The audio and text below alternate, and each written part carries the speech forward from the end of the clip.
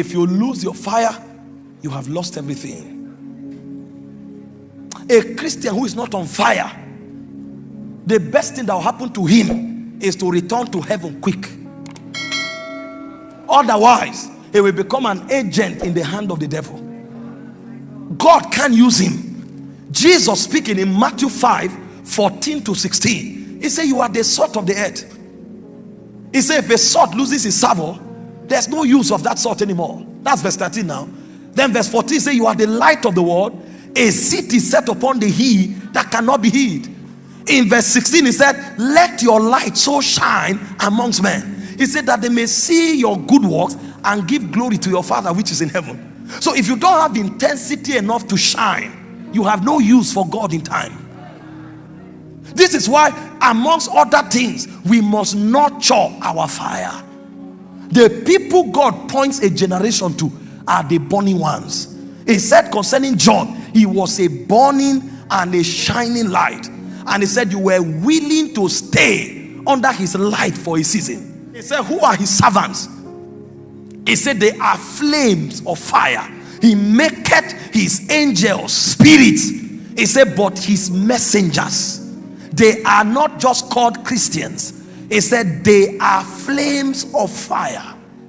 I'm talking about passion for God that nothing can take away. See, when you get to that point where you don't pray because there's prayer meeting, something is pulling you to God's presence.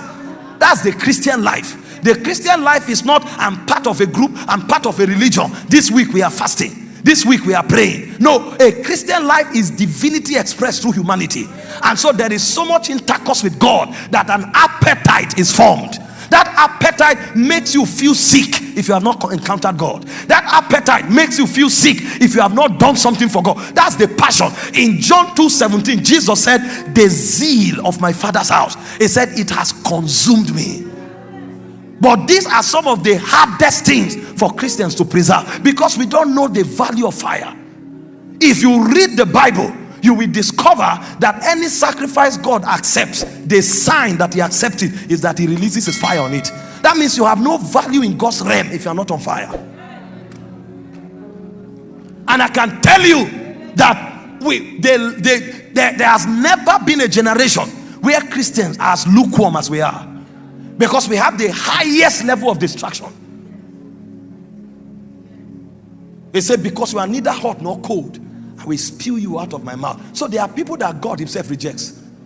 Those who don't have any description as touching intensity. If you are cold, be cold. But if you are hot, make sure you are blazingly hot. See, every subject that your life has a part to play in, make sure you settle down and have acute understanding as far as scripture is concerned.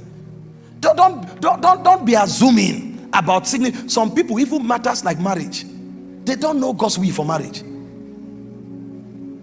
Matters like calling, they don't know God's will for calling.